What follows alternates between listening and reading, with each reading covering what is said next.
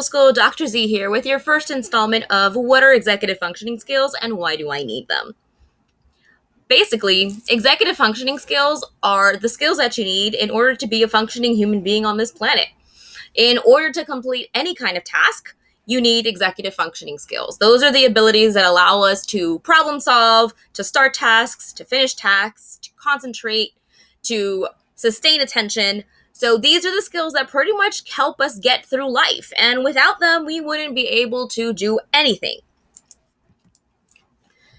If we take a look at what executive functioning skills mean and what that encompasses and what that entails, that means that it's your ability to self-control, whether it's your emotions or whether it's your impulses. It's your way to be able to think outside the box and have different perspectives for flexible thinking. It allows us to work our memory and why we're able to remember things that are important.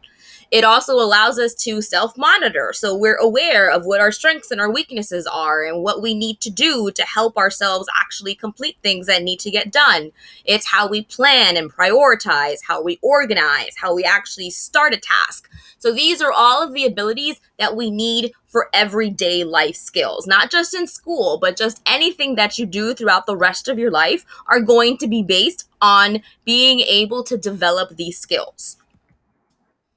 It's really common that you might find that a lot of the things that are your strengths in executive functioning, you might see reflecting in your parents or your family because it is hereditary. So if your parents struggle with organization, then most likely you might struggle with organization too. So our genes kind of provide a blueprint as to what skills we are already prone to having strengths or weaknesses in. However, you are able to develop and learn executive functioning skills. So maybe you might not be strong in something, but that doesn't mean that you can't practice to become better at it. And this means that through practice, by establishing routines, by becoming aware of what you struggle with and learning how to strategize and how to attack those things, you can become more proficient in all of these different types of skills. Now, nobody is born with executive functioning skills, and they all develop in different times in our lives. So starting in elementary school, when you first come into school, you start to develop these skills by learning how to pay attention to your teachers, by learning how to pay attention to your parents.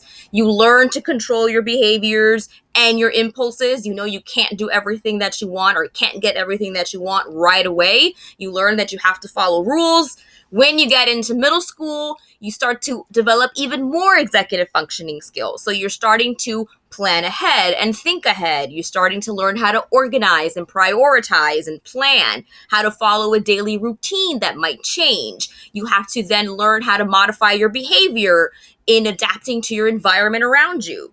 And then as you get into high school, you begin to develop even more skills. You're learning how to think more flexibly. You start to get this in middle school, but it continues on as you move into high school. And in fact, not until you're 20 years old do you finally really develop the peak of your executive functioning skills. So midway through your 20s, you're at the peak of what you can do best. And after that, guess what? Your executive functioning skills start to descend. And that's why, as adults, as we grow older, it's really important for us to keep exercising our brain because we start to lose our executive functioning skills.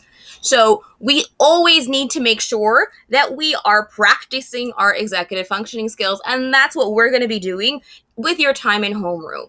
So sometimes you will be getting these lessons where we start to work on some of our strengths and weaknesses of executive functioning.